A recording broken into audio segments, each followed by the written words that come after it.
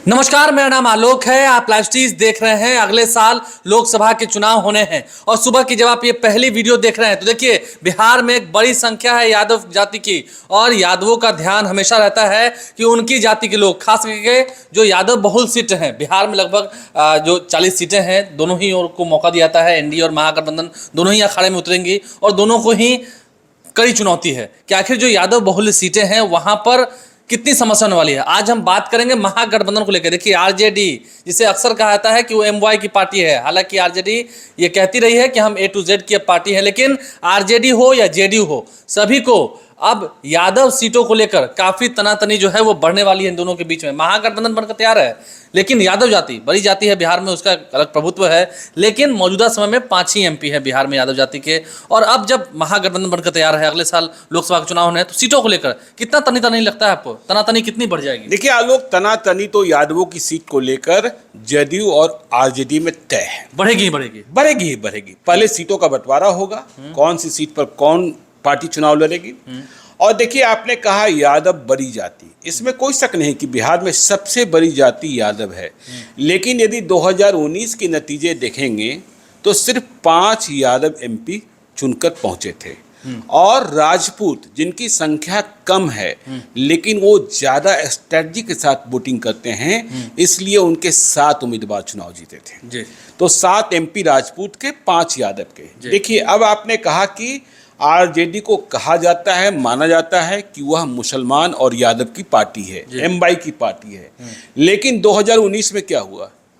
2019 में ये हुआ कि आरजेडी नील बट्टा सन्नाटा, शून्य सीट पर सिमट गई। शून्य सीट वो तो ये कांग्रेस ने बचा ली इज्जत महागठबंधन में, किशनगंज में। हाँ, किशनगंज में। तो हम इसे दूसरे तरीके से देखते हैं। कांग्रेस से डॉक्टर मोहम्मद जावेद भले चुनाव जीत गए थे, लेकिन आरजेडी, जिसे आप यादव और मुसलमान की पार्टी कहते हैं, इसका न कोई यादव जीता था न इसका कोई मुसलमान जीता था।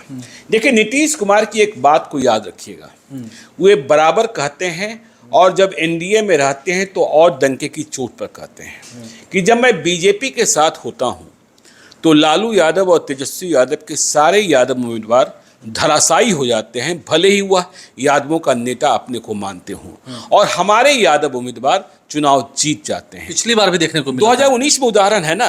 2019 में देखिए, मधेपुरा के बारे में क्या कहते हैं आप, रोम पोप का, मधेपुरा गोप का। लेकिन वहां लालू यादव के उम्मीदवार चुनाव नहीं जीते, शरद यादव हार गए थे।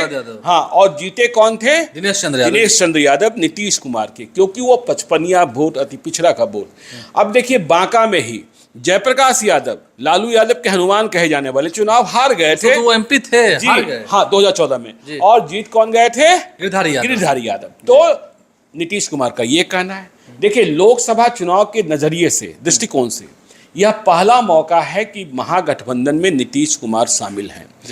देखिए, 2015 में महागठबंधन में आरजेडी के साथ नीतीश कुमार चुनाव लड़े थे और बिहार में नरेंद्र मोदी के रथ को रोक दिया था। लेकिन देखना यह होगा कि 2024 में क्या रोक पाते हैं, क्योंकि अब पहला चुनाव लोकसभा का जिसमें वे लालू और तेजस्वी के साथ चुनाव लड़ रहे हैं। अब देखिए, आपने कहा कि यादवों की सीट की बात की।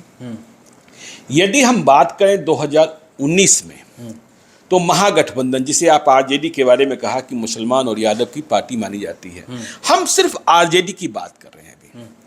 तो आरजेडी ने, माले ने और कांग्रेस ने महागठबंधन में जो यादव उम्मीदवार उतारे थे, हाँ, वो 10 लोकसभा क्षेत्रों में उतारे थे। कहाँ कहाँ उतारे थे? मधेपुरा से शरद यादव, जहानाबाद से सुरेंद्र यादव, पाटलिपुत्र से मीसा भारती, सुपौल से रंजीत रंजन, कांग्रेस को सीट दी गई थी, सीतामढ़ी से अर्जुन राय, शरद यादव के कहने पर यह उम्मीदवारी तय हुई थी, झंझारपुर से गुलाब यादव, सारण से चंद्रिका राय, बांका से जयप्रकाश यादव, नवादा से माले वाले राजू यादव और नवादा से राजवल्लभ यादव की पत्नी विभा देवी। तो ये सभी के सभी चुनाव हार गए। आरा से राजू यादव को दिया गया था। हाँ, आरा से राजू यादव को दिया गया था। अब देखिए क्या सूरत है कि हमने जैसा कहा कि 2 यादव सांसद जेडीयू से जीते हुए हैं, और क्षेत्र कौन सा है? क्षेत्र है मधेपुरा और बांका। दोनों को आरजेडी गढ़ मानती है।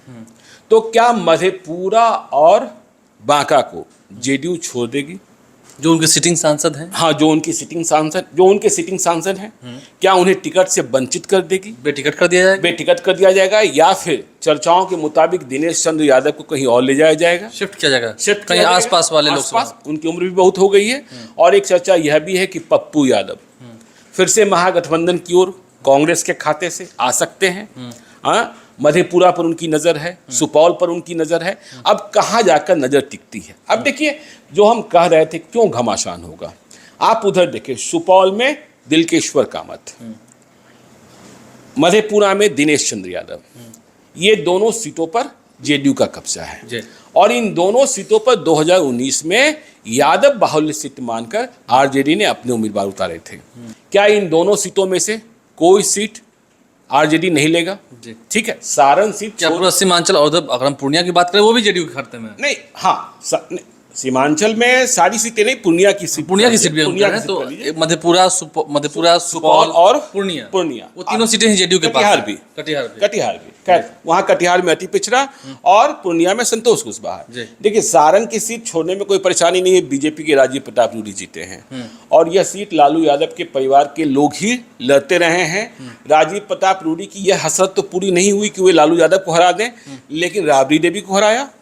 और 2019 में लालू यादव के समधी, अब तो संबंध में खटास है, चंद्रिका राय को हराया। चंद्रिका राय अब राजद में है भी नहीं। तो इन सीटों पर जब सीटों का बंटवारा होगा तो घमासान होगा। ठीक है, यादव बहुल्य सीटों पर। अब देखिए, गुलाब यादव झंझारपुर से चुनाव लड़े थे, वो अब इनके साथ नहीं है।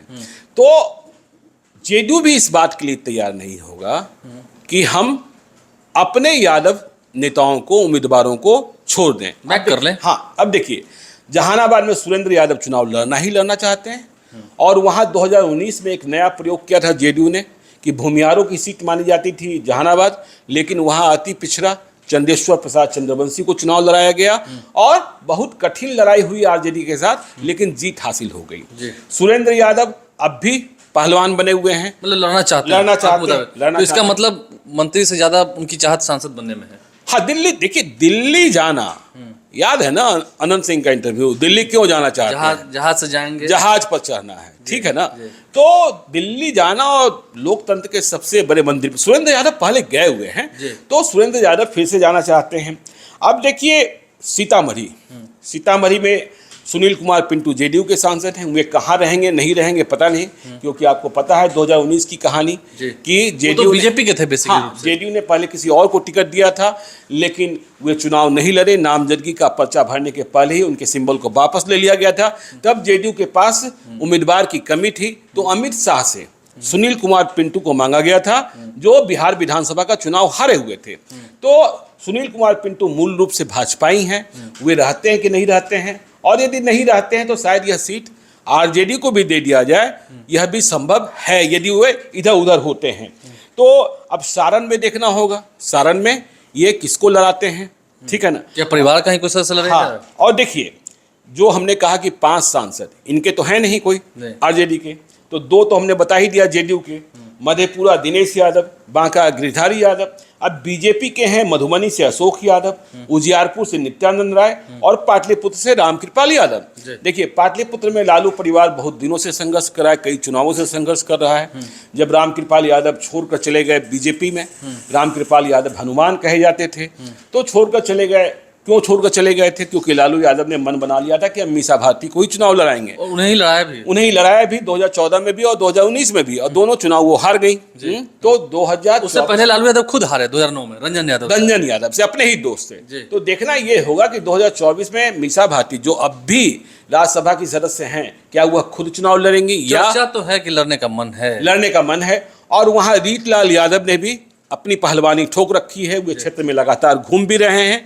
तो यादव सीटों पर एडजस्टमेंट में देखिए संघर्ष होना है। देखिए, बतकही भी कहते हैं, जिसे बतकही होनी है। हाँ, आरा की सीट माले बिल्कुल छोड़ने को तैयार नहीं होगी। राजू यादव वहाँ बड़े फाइटर हैं उनके। तो महागठबंधन में, और कांग्रेस भी, देखिए, कांग्रेस ने भी एक यादव को, रंजीत रंजन को चुनाव लड़ाया था सुपौल से, लेकिन रंजीत रंजन अब छत्तीसगढ़ से राज्यसभा की सदस्य बन गई है कांग्रेस से।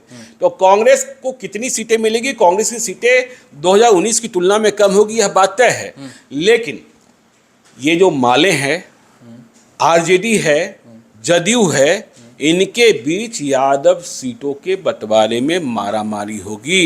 देखना होगा किसका टिकट बचेगा, किसका टिकट कटेगा, कौन सा यादव सीट आरजेडी के खाते में जाएगा, कौन सा यादव सीट जेडीयू के खाते में जाएगा और कौन सा यादव सीट माले के खाते में जाएगा। यह देखने की बात होगी। और बिहार की जो सबसे बड़ी जाति है यादव जाति, उसे खुश भी तो रखना है और उनके सीटों पर दावेदारी ऐसे लोगों को करानी होगी। नहीं, खुश रखना और नहीं रखना, देखिए ये तो आरजेडी की प्रायोरिटी है, आरजेडी की प्रायोरिटी है। जब नए समीकरण हैं तो वो समीकरण दूसरे होंगे। हमने कहा ना कि नीतीश कुमार कहते हैं कि जब मैं बीजेपी के साथ होता हूं तो इनके सारे यादव पहलवान धराशायी हो जाते हैं। फायदा ज्यादा मुझे होता है। हाँ, फायदा मुझे होता है, मेरे यादव जीत जाते हैं। तो देखना ये होगा कि इस बार यादव बहुल सीटों पर असली में जब संघर्ष होगा, बतकही होगी, पॉलिटिकल भाषा में भी कहते हैं, और खूब तनातनी का माहौल होगा, तो कौन पार्टियां जो हैं कितने यादव बहुल सीटों पर अपनी महागठबंधन में आरजेडी और जेडीयू के बीच में, सीपीआई और कांग्रेस के बीच में कौन कितनी हकदारी जो है वो ले पाते हैं। बीजेपी को बहुत उम्मीद नहीं रहती है, लेकिन उनके विधानसभा चुनाव जीत